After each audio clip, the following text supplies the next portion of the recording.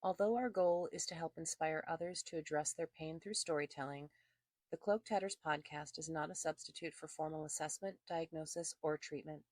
Our content is for informational purposes only and is not considered medical advice. If you need emergency care, please call 911 or the Colorado Crisis Line at 1-844-493-8255 or text TALK to 38255. Call 988 to reach the National Suicide and Crisis Lifeline. Please be safe. You are loved.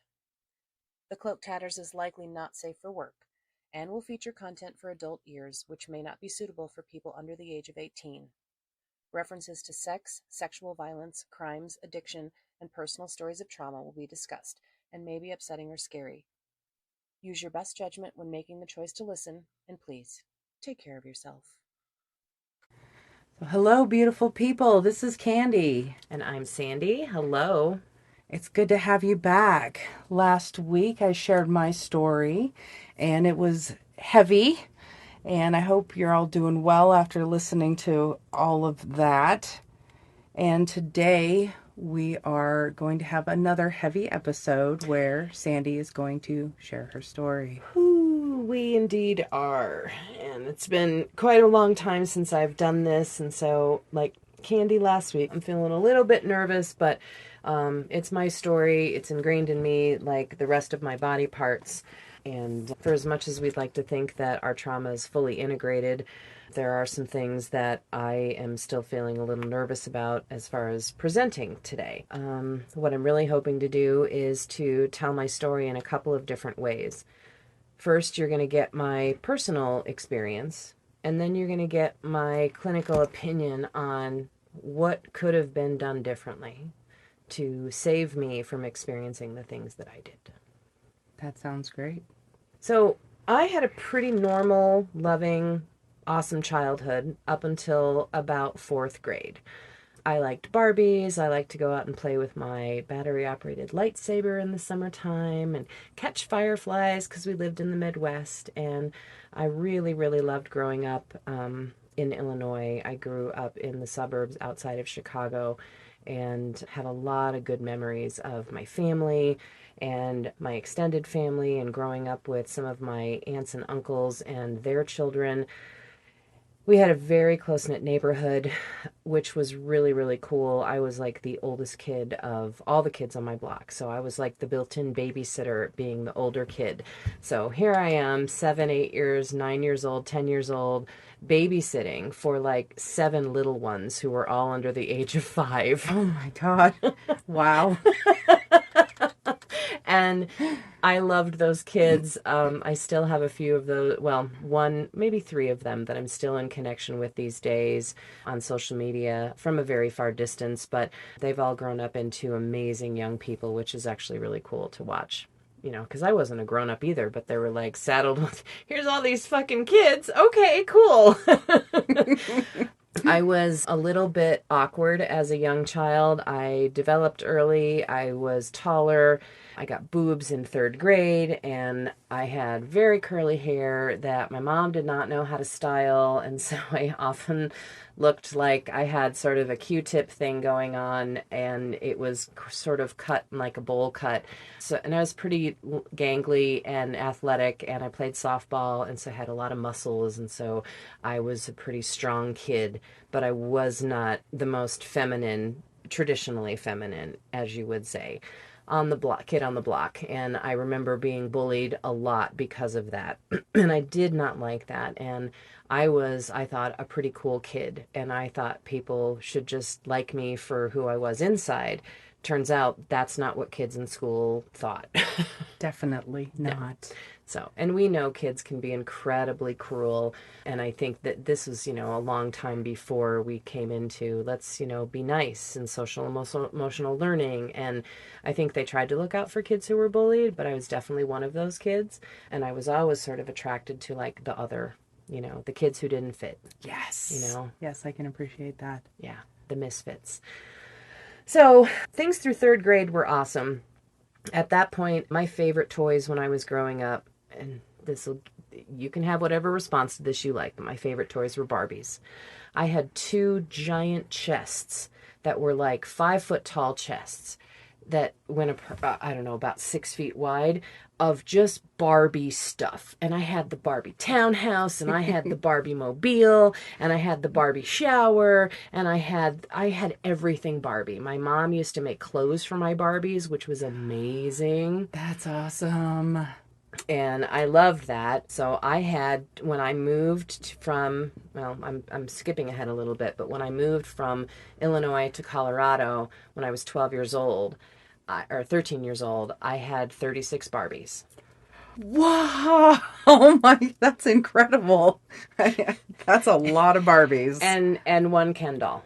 Wow. Just to balance things out. Ken had a harem. I wasn't, even growing up, I wasn't so much interested in what Ken was doing, because he just was sort of Ken, and I was way more interested in the Barbies having lives, and I had all kinds of, different storylines with the Barbies that I would act out, and I do remember acting out some of the bullying that I received with my Barbies. Oh, that's interesting. So I was like doing play therapy with myself without even really knowing it. Wow. Yeah. That's cool. And I had one doll in particular that I was really attached to. Her name was Darcy.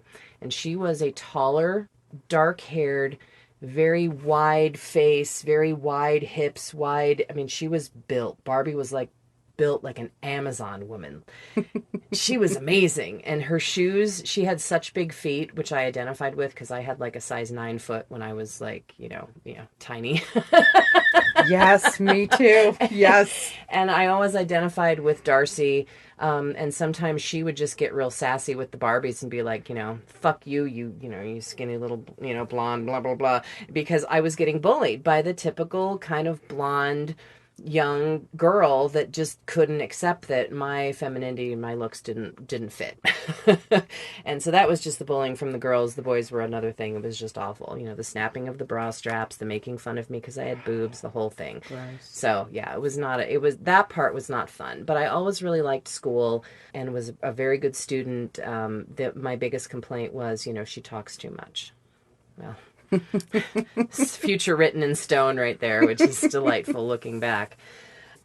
So in 4th grade, I entered a class in my elementary school, and we had a very tall man who was a teacher.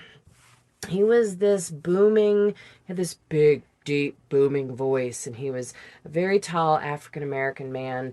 And coming from where I come from, it was very diverse. Like, having in some places, having a black teacher and having diversity in your student body was not a thing. Right. But from where I was raised, I was like the minority in my junior high school. So I was used to having, Puerto Ricans, Chinese, Indian. It was just a very diverse growing up, which I loved. And I kind of wanted the same thing for my kids. So there's a whole thing there, but that's a different episode. So I started 4th grade, and I don't remember exactly when it started, but it was very close to the beginning of 4th grade.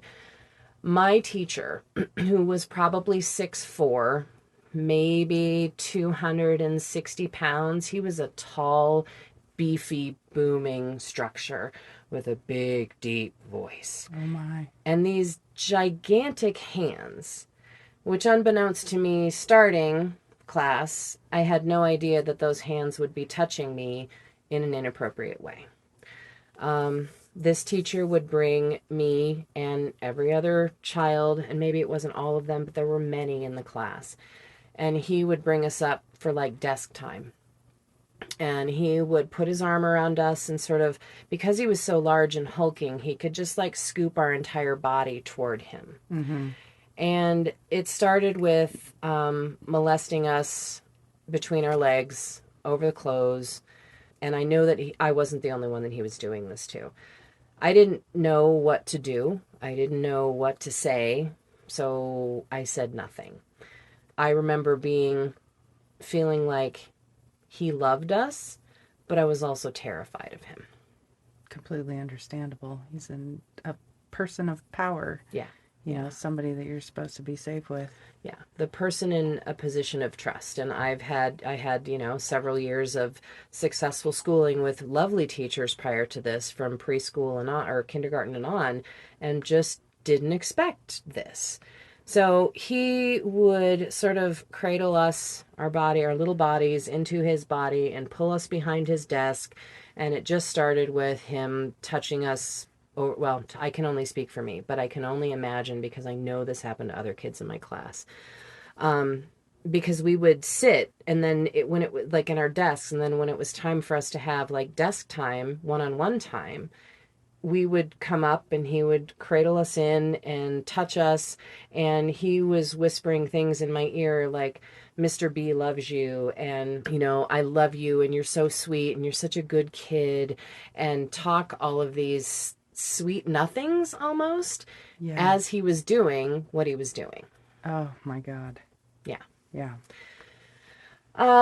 So if that wasn't bad enough, I had a few friends in the class, and the one kiddo's name was, and we kind of like, I think we liked each other, but we didn't know how to like say we liked each other. You're in fourth grade. Right. What do you know? And so we just were friendly and friends. And I remember sitting up at that desk, and I'm watching him.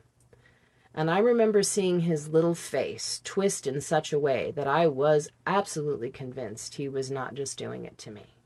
Oh, that's heartbreaking to have to watch that, not just experience it, but watch it from away. Yeah.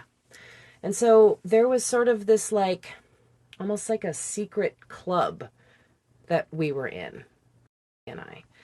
And I remember we went away for camp, I think for a week. And it was through the school, and we had older kids who came in, and they were, taking care of like, the not the den mothers, but like, like a house mother and house father, and older people who would like be in charge of us. And there was one night that we went on like a nighttime nature walk, and it was it had to have been like past 9 o'clock. Because it was dark out and it was still a school year. And maybe it was only 3 days. It's hard to remember because, I'm just looking back like, God, I wish I had written more Sure. at the time, but my brain wasn't thinking in those terms. And often, like, when we look back at sexual assault or sexual abuse, we look back and hindsight's 20/20. We could see exactly what was going on, but not then. Right. So we went to camp, and we were on this nighttime walk, and Toby reached over and started holding my hand. And we were at the very back. Our teacher who was offending against us was in the very front leading us on this thing. And I think I remember like having these thoughts about like, how is this okay? Like, how is this okay? You let us go for a wilderness trip and stay overnight with a teacher who's doing such things. And like, I don't think I was so conscious of those thoughts, but I remember thinking something was really weird about that. Yes. Yes. It's not having I remember feeling that way myself. You don't have the words to explain what's going on, but you can tell that it's just not right. Yeah. And the only introduction to sexual education at this point that I had was a book that my dad gave to me. And we never talked about the book. In fact, I still have the book. And it was a book about puberty, and it was all comic books, and it was called What's Happening to Me. And I still have the book on my bookshelf. And it just, I think there's a part of me that wants to look back and go, how did you not know that this was wrong? But then I remember how old I was. Right. And if nobody specifically spells out, like that book didn't talk about sexual abuse. It talked about masturbation. It talked about how you're going to grow boobies and how you're going to grow hair all over your body. And it's going to be fucking weird. And it was a great book. It was just such a good, informative book. But it did not talk about bodily consent. Right.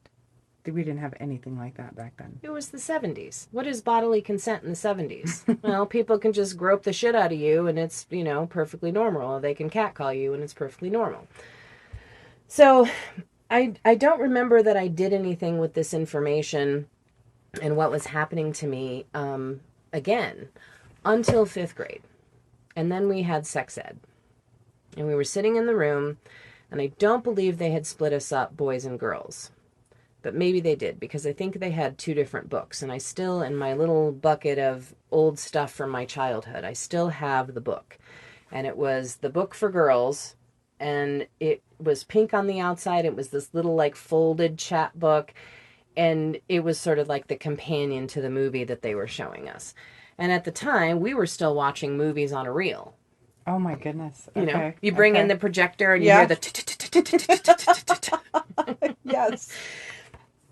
And I remember we got to a point in the video or in the movie that, and I'm hearing the sound as it's going around, and they were talking about something about sex or something sexual was only supposed to happen between married people, like a husband and a wife. And I think at the time, of course, they named that because, there was no in between. It was just the binary. Right. So they weren't catering to that even then, when that's a very real part of human sexuality and it varies from person to person.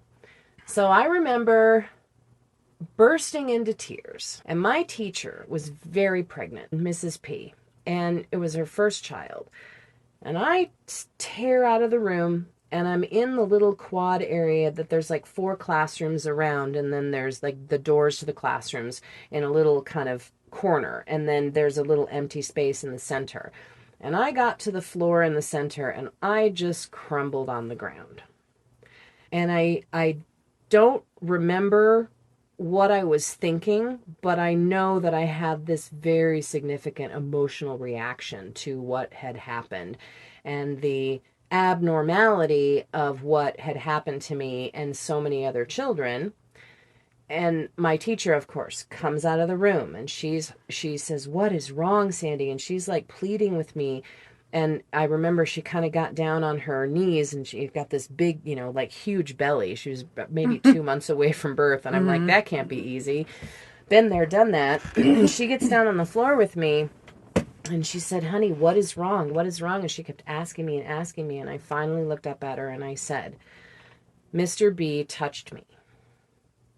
And the look on her face in those moments, like I can still remember, her eyes got wide and all of a sudden she just melted down. Oh.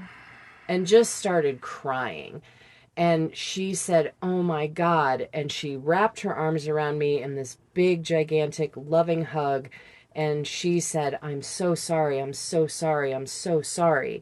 And I just continued to sob. I don't remember how we sort of pulled out of that embrace. But at one point, when things had maybe not been so escalated, she looked at me and she said, "Honey, we need to go tell the principal. We need to go tell Mr. L. Are you able to do that?" And I said, "I guess so." So she got one of the teachers to come in, finish up the class, and she marched down to the principal's office with me. And I remember her asking me, again, I don't remember her words, but I remember she basically, asked me, "Will you please tell him what you told me?" And I told Mr. L. I said, "Mr. B touched me." And he then asked me some questions. And he was also I remember him, he was a very sweet, older man, probably in his 60s, which was older at the time to me, Bald hair, big blue eyes, and these glasses, like the big Coke bottle type glasses. And he was also very large and hulking and could be really intimidating, but he was a very sweet principal. He was very nice. And he asked me more details. And what ended up happening in that is that he said, we need to get this on record. So they brought out one of those tape recorders that was like, had the little cassette and it had the handle on it, and you could push like play and record and the double play record button. You'd hit both of them at the same time.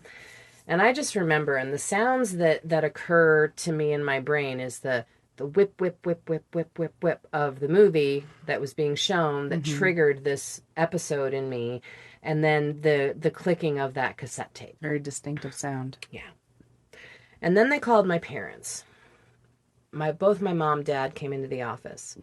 And they made me recount all of the things. And then, I'm just trying to think, like this was 1980, 82. Then they went and grabbed Mr. B. What? And brought him into the room. And I was fucking terrified. As you should be. And we kind of talked last session about we don't just bring in the offender and have you do a face-off. Like, but this is 1982. They didn't know what they were doing. I mean, that's fair, and also, damn. Yeah. So now I'm sitting at this big round table with this tape recorder in the center, and I'm telling these things to the principal. My parents are there, and I remember feeling incredibly ashamed, incredibly embarrassed, and just wanted to fucking disappear. And my parents, I don't know that they ever fully registered what had happened. And I know for certain they did not know what to do with it because it was never mentioned again. By anybody. Oh, wow. Okay. So I'll back up. They bring Mr. B in. The principal recounts for him what I had said. And he said, I didn't do this. I am not that. What are you? I mean, it was just defense. And I remember him getting very big and angry. And I remember the energy in the room shifted. Oh. And even back then, I was a very empathic little person. I could tell people, I could read people's feelings and read energy. And he just got big and angry, and I was scared. And I still remember my parents were sort of sitting, like, I was sort of sitting at the table by myself.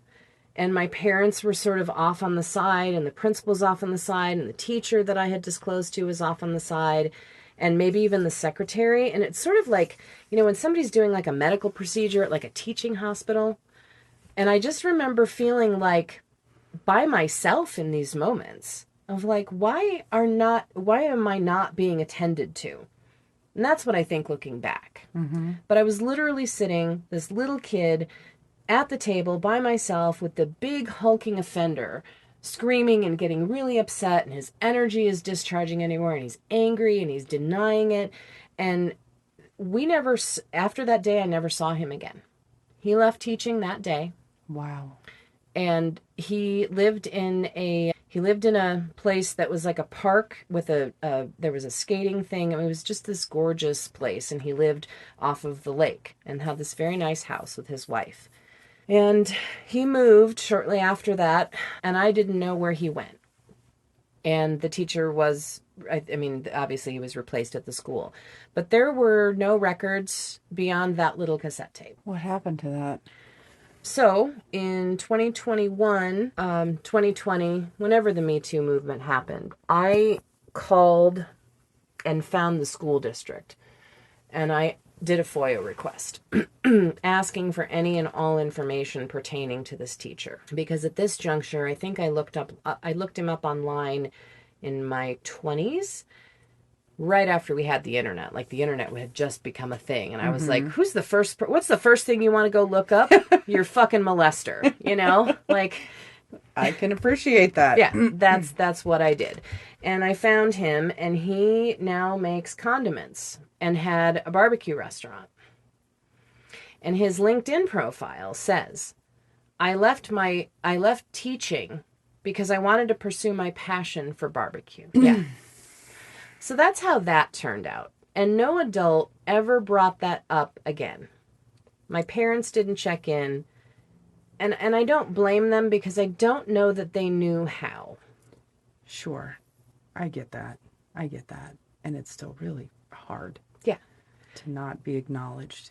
And my clinical self is just sitting here going, oh my fucking God. Yep. Nobody, like, if I had to personify myself in the third person and sort of, you know, have that out-of-body experience, like, I could see myself, and I knew I was dissociative at that point, because my memories of it are from a distance, like, above. Like you're looking watching. at myself like I'm watching this movie. Yep. And then, of course, with the sound, and still, when I get any kind of flashback material, it's on a film. That's interesting. I mean, I get it. I have my own, the sound of a waterbed. Mm-hmm. So many different. Yeah. I get that. So it's interesting because I think back, like, how did that affect me? And in my childhood, I don't think it did. Except that, and this happened over the course of a full year. Okay. I was molested for an entire school year by this teacher. And I take heart in the fact that he switched over from teaching to pursue barbecue because he has no business around children. He has no business in a position of power over anybody or, quite frankly, anything. And to see his face now, I Googled it a couple weeks ago and we were starting to do some prep for these things. And I was just like, Jesus Christ, this fucking guy is still out there. Right. Living his life, made a bunch of money. Yeah. And I could fuck that up for him. Yes, you could. But I have no desire to do that. I want to ask you real quick. Do you struggle with, at times, or did you struggle at times with feeling like major anger, major resentment over the fact that this person got to get away with all this shit for who knows how long? Yeah. And continue to live their life and be successful and be presumably happy. Yeah. And you were left as a pile of dust, yeah. shattered, whatever you want to, whatever metaphor works. And you have had to gather those pieces up and rebuild yourself. Yes. And work hard. Yes. The answers to that question are emphatically yes. Yeah. There were times that I had fantasies of him dying. Oh, yes, I can relate to that. You know, like if he could just get hit by a bus. Yep. That'd be awesome. That'd be too quick. Not nearly painful enough. Indeed. Right? Because we know the kind of residue that this caused for me because 35, 40 years later, I'm still talking about it. Right. And the thing that really sucks about this, the worst part that sucks about this, is this led me to be in a position where I was groomed again. And that's where I'll start from here. When I was in 6th grade, my parents decided that they were going to move to Colorado.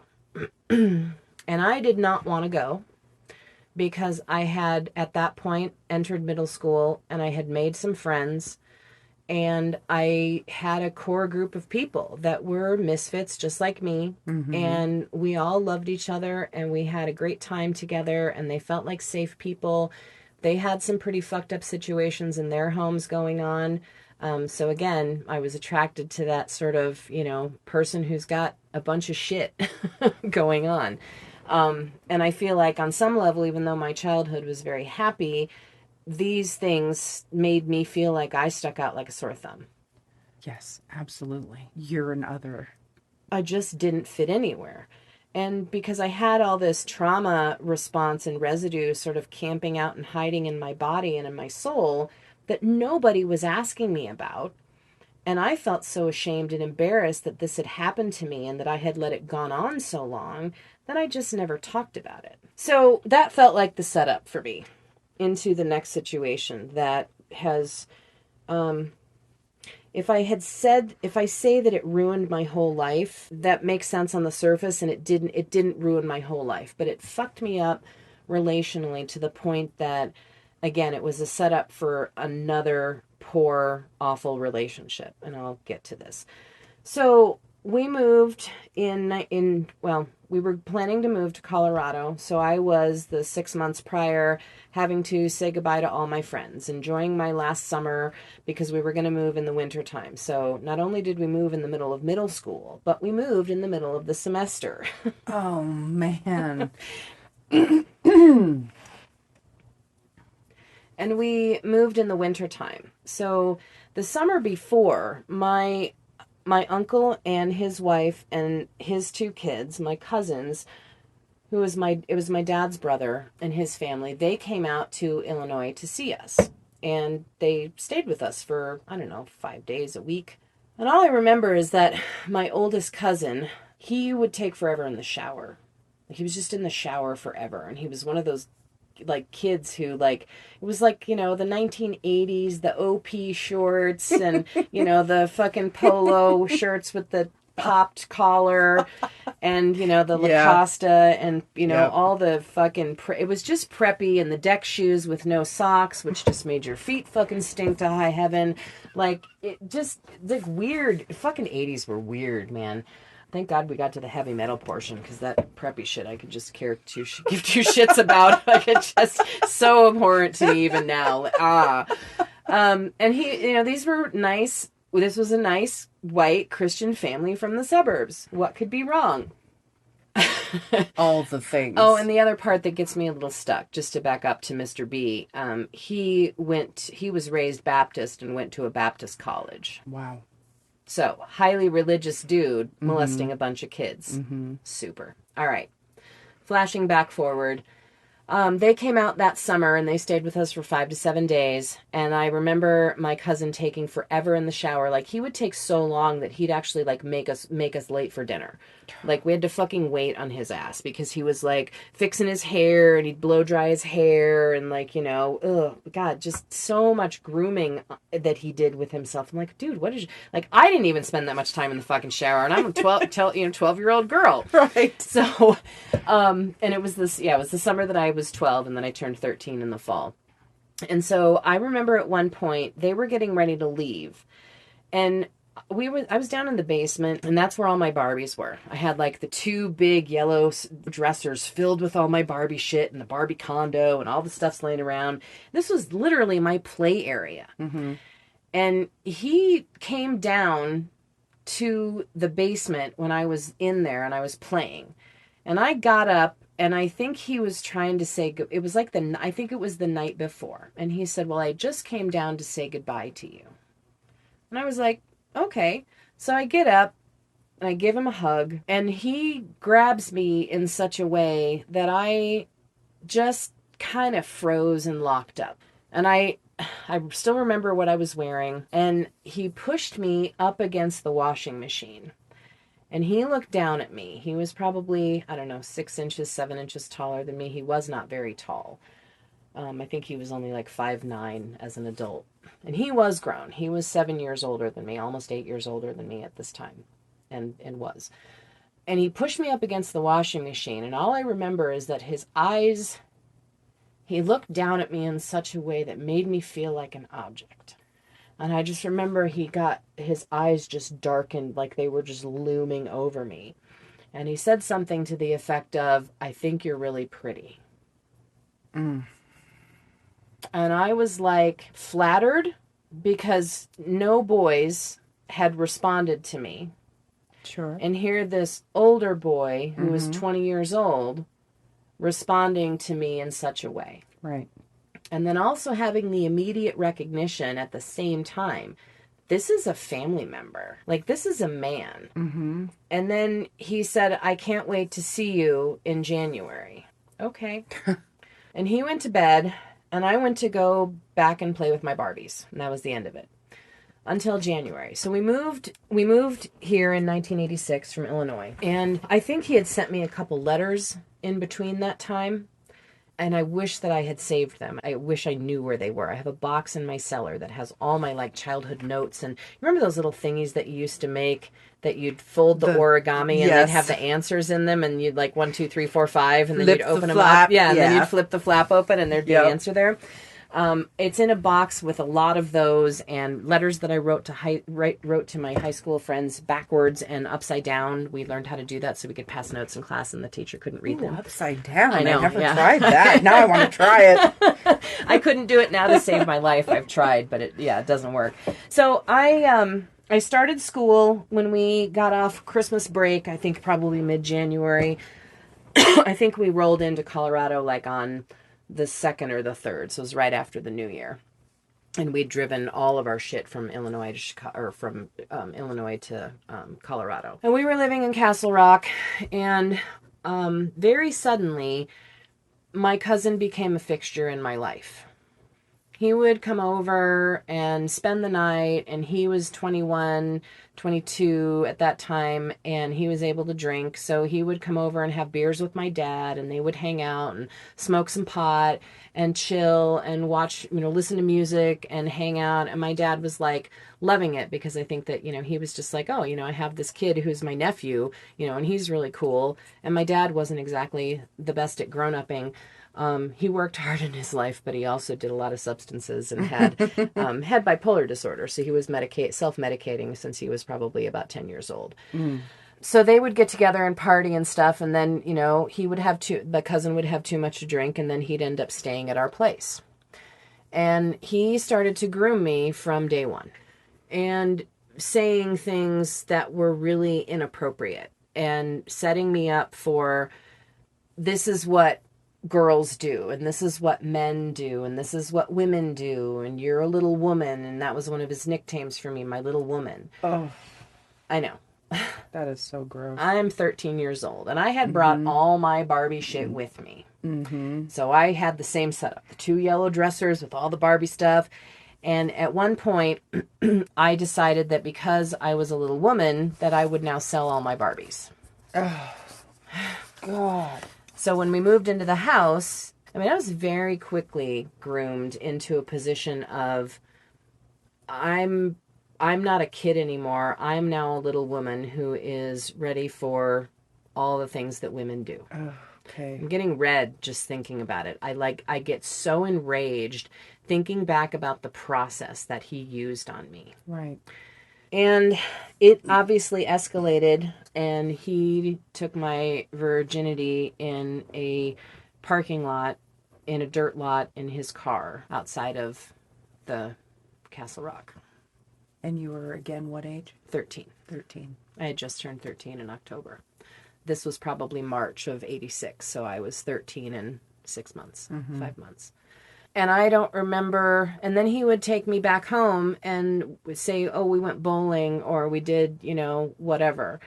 And he would just look at me, and I would be like, yeah, we had a good time bowling. And I think I was pretty dissociative from that moment on. Sure, naturally. And there was a thrill to it in some ways, because I was being treated special. I was being told all the nice things. Yes. You recognize that? Yeah, you're getting positive reinforcement. Yeah.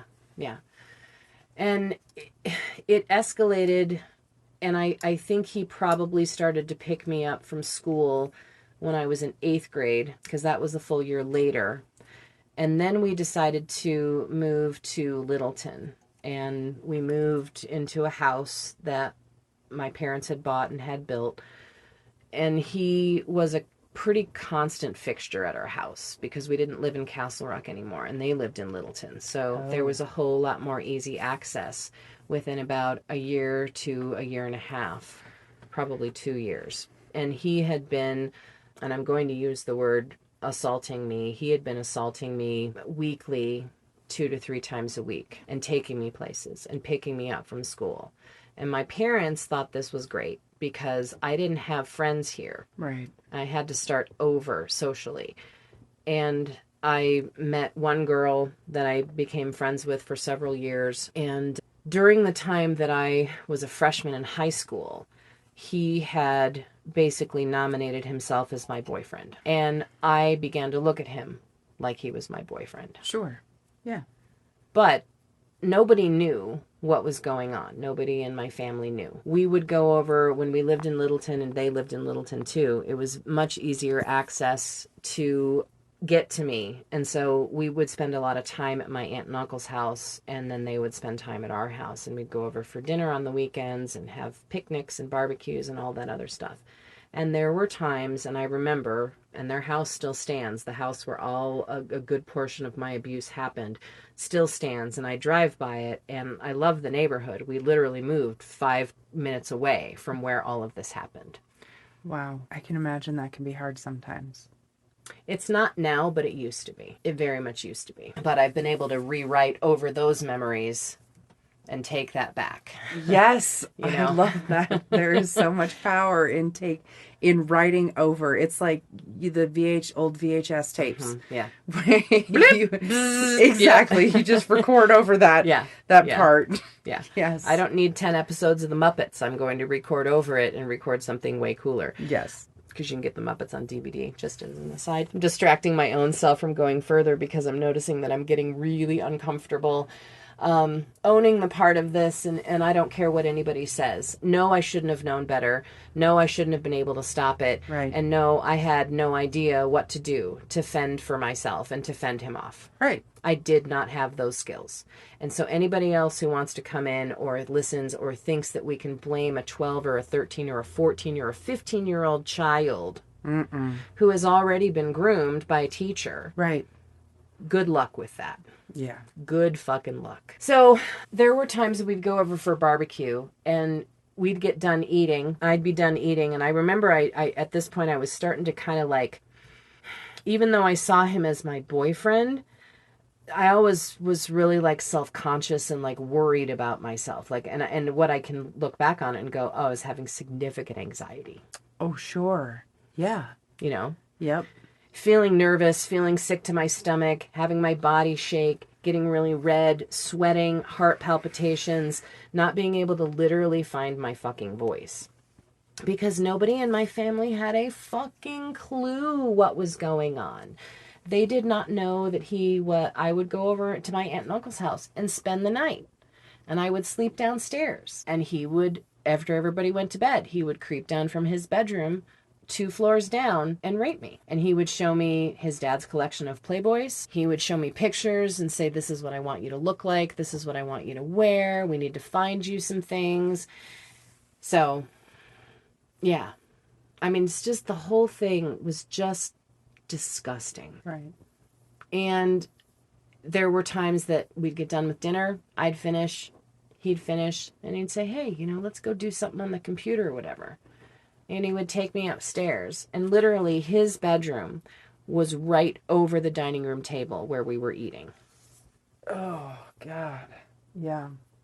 And every time, I mean, having those assaults happen, I think back to like the details of it. I was completely checked out.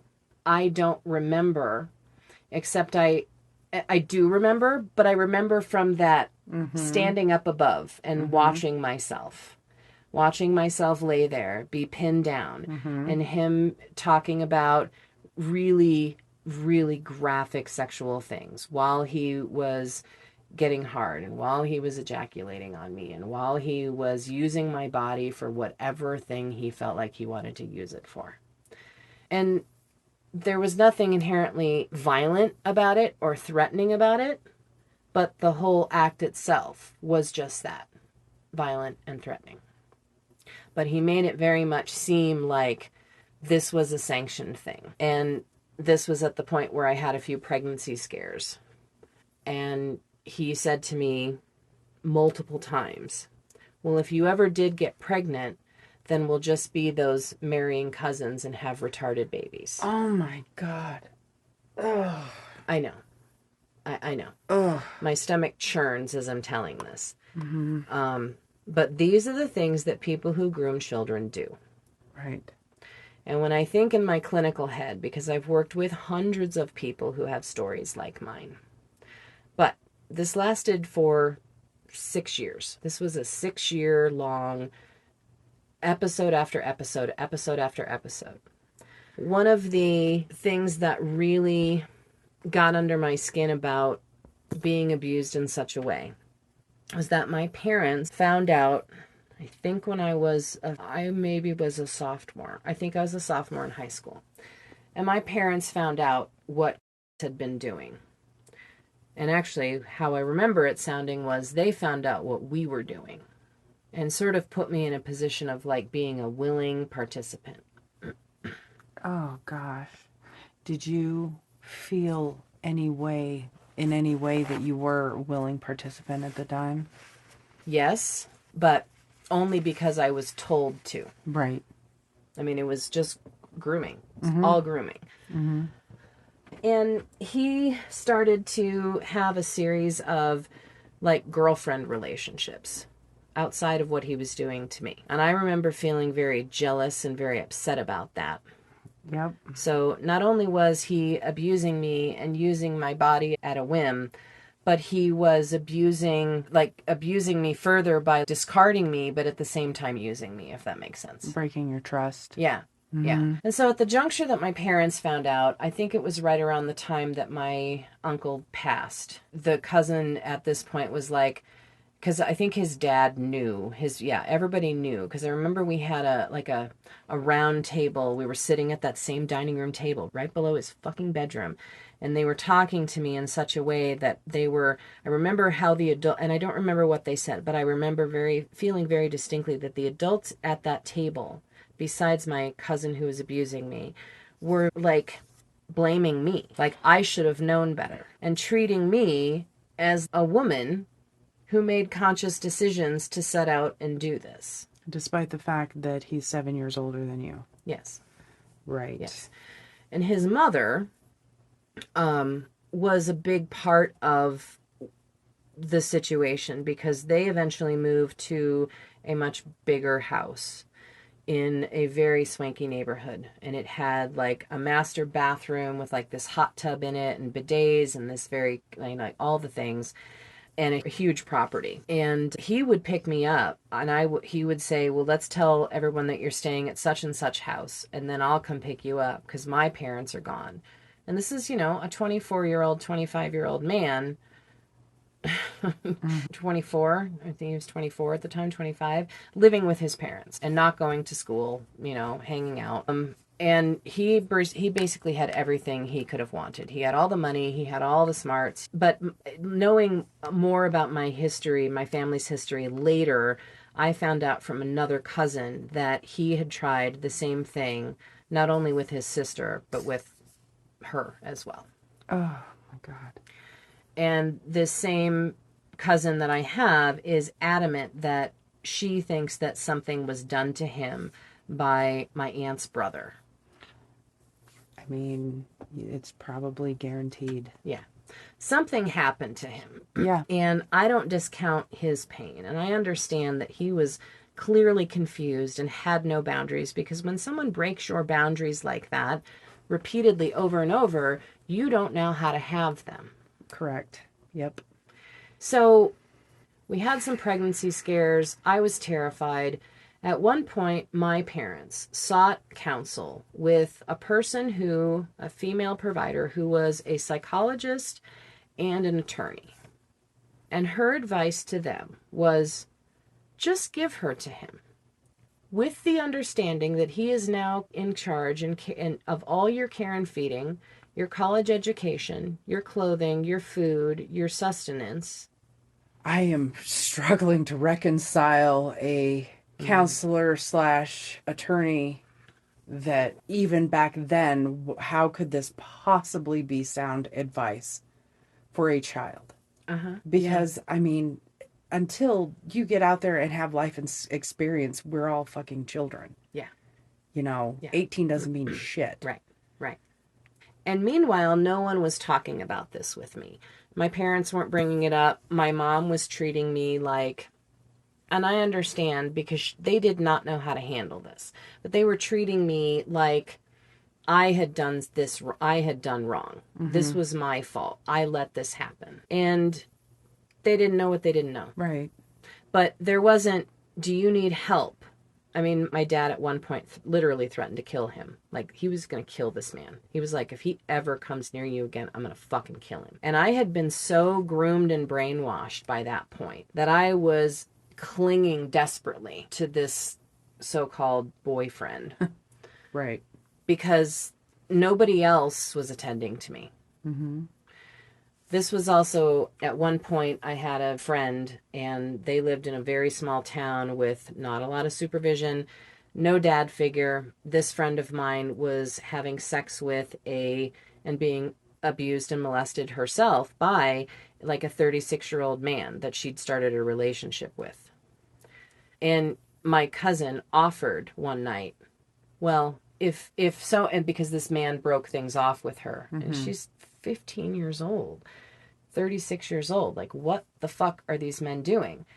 And he came by and said, well, I know that so-and-so's heart must be broken because, so-and-so broke up with her.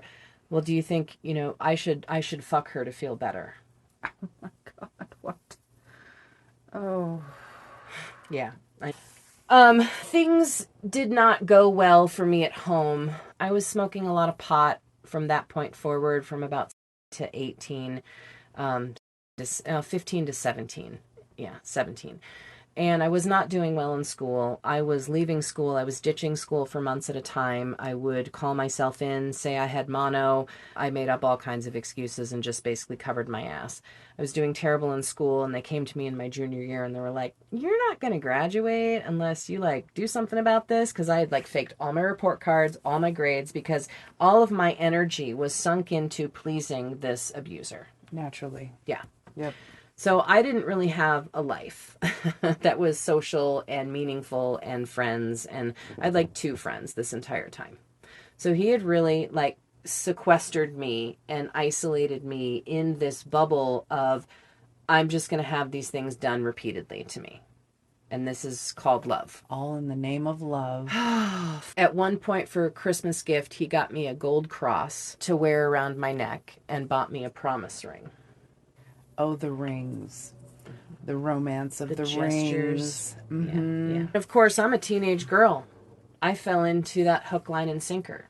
Right. And he started to split me from my parents. And I did not have a good relationship with my parents during this time. It was a series of probably 2.5 really uncomfortable years because I was still living at home. But I would go and I would leave high school and I would go visit him at his condo.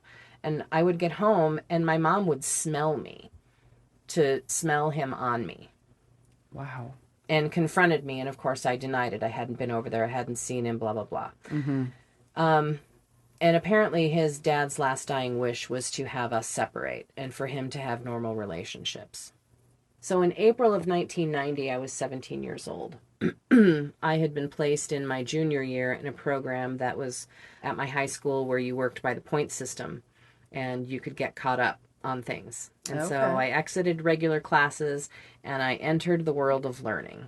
And that is where I learned that I liked to learn more. And high school was not for me in a traditional way.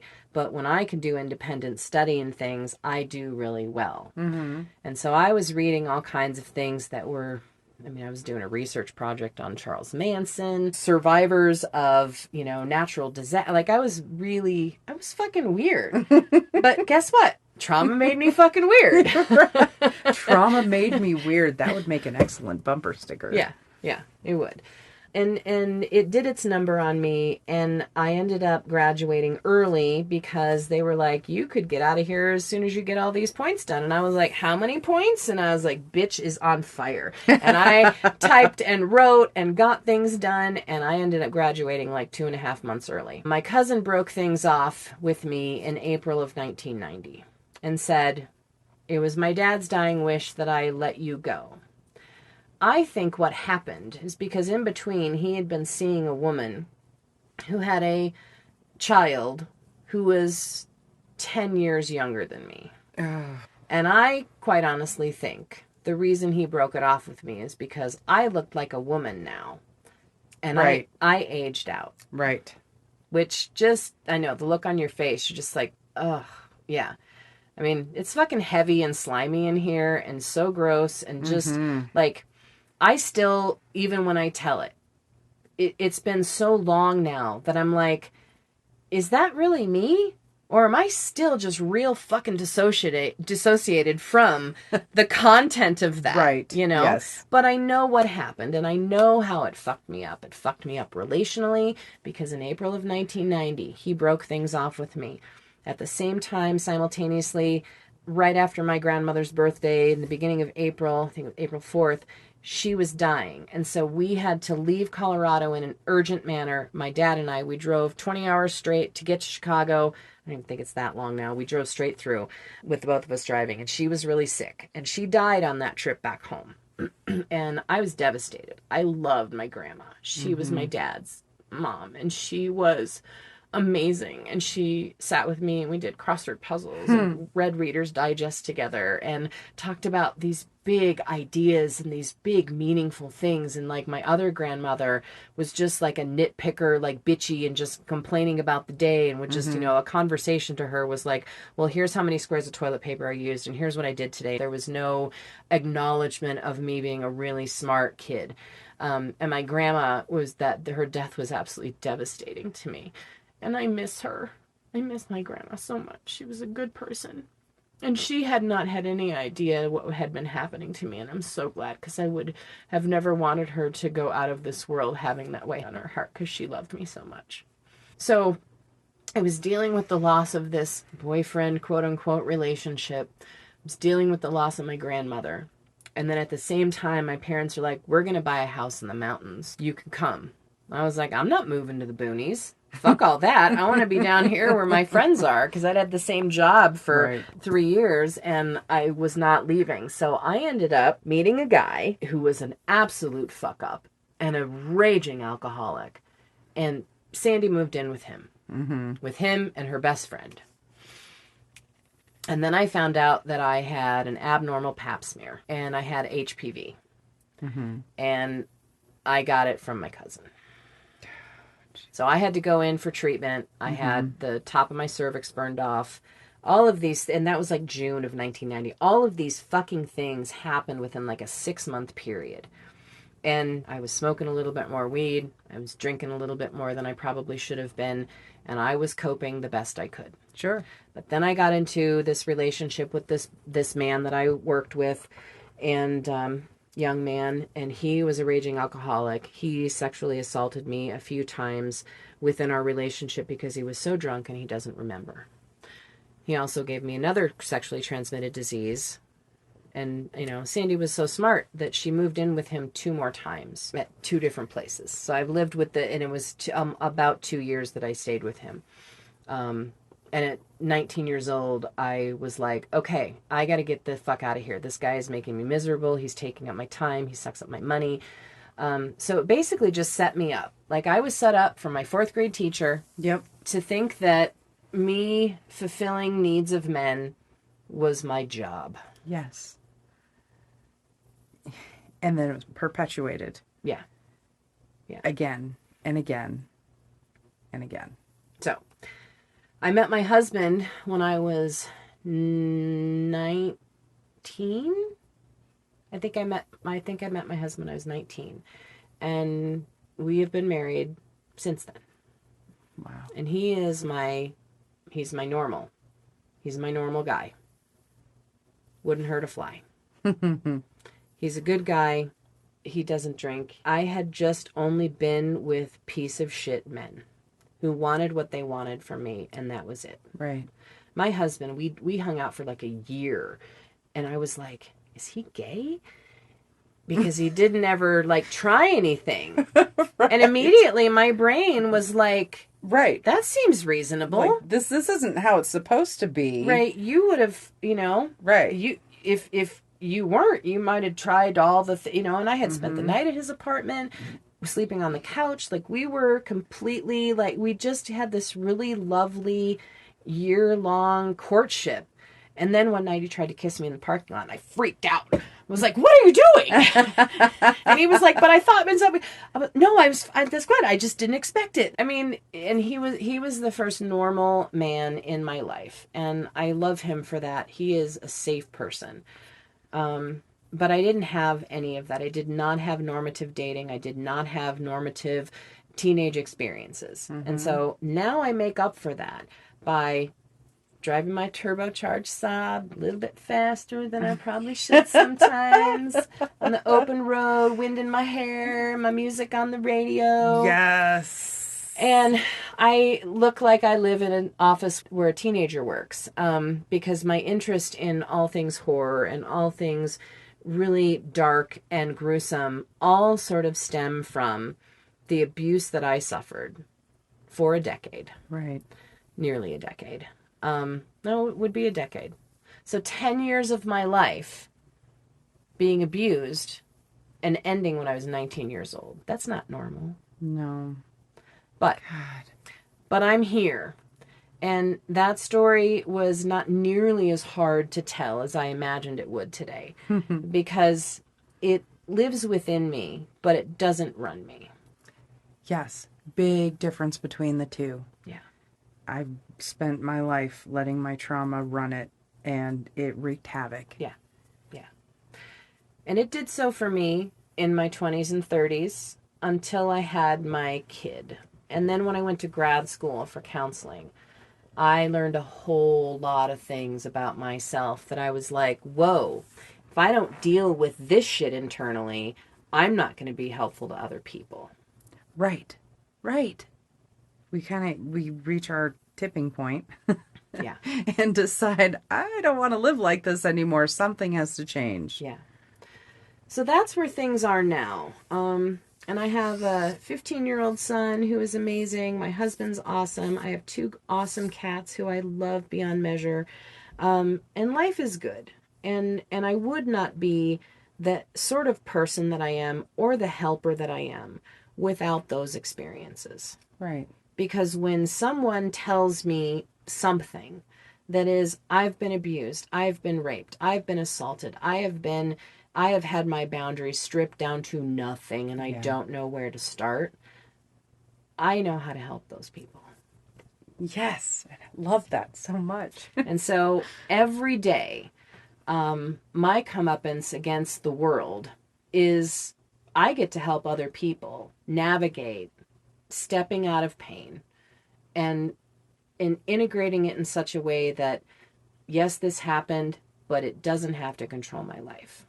Right. And it doesn't have to wreak the havoc. I have spent decades, probably 3 solid decades now, working through this shit. And I wouldn't be who I am without it.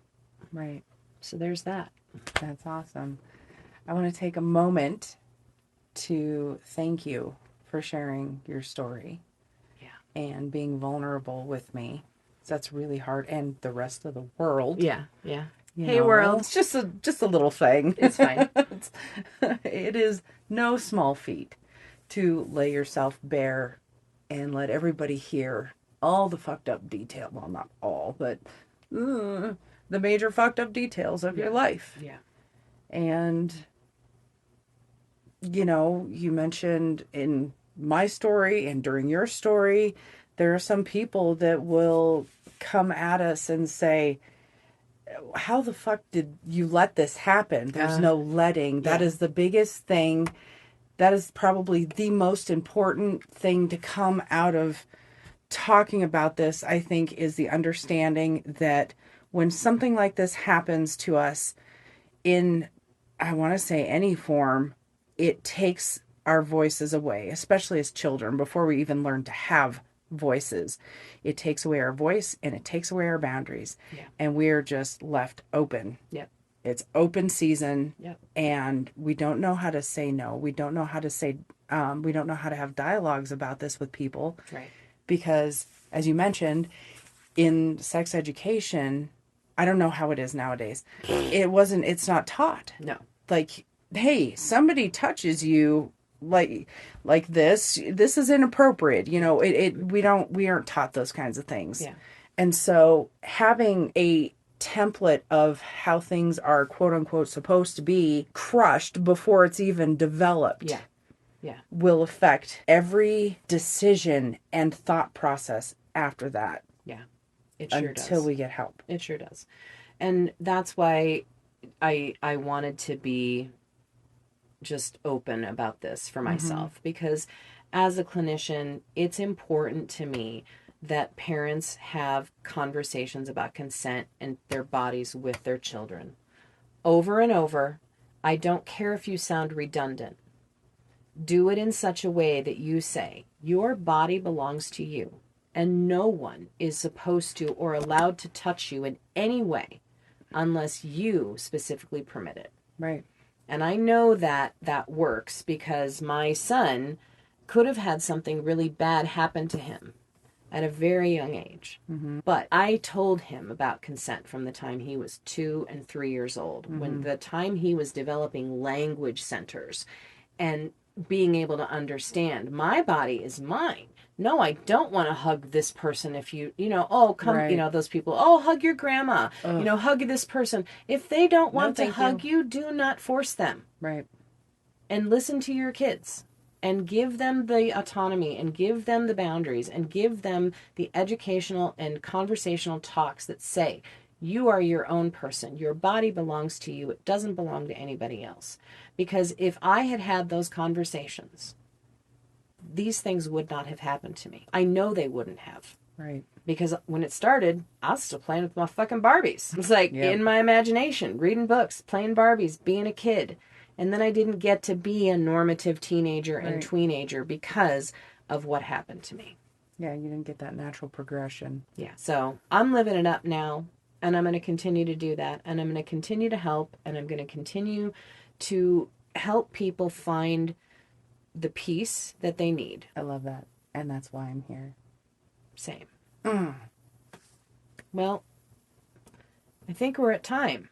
I think so too. I really appreciate you. I'm going to take some deep breaths. That's a great idea. And there's probably going to be some post-process tears. Definitely. So, as soon as you turn the recorder off, let's grab this roll of toilet paper that you so lovingly gathered for me from my bathroom.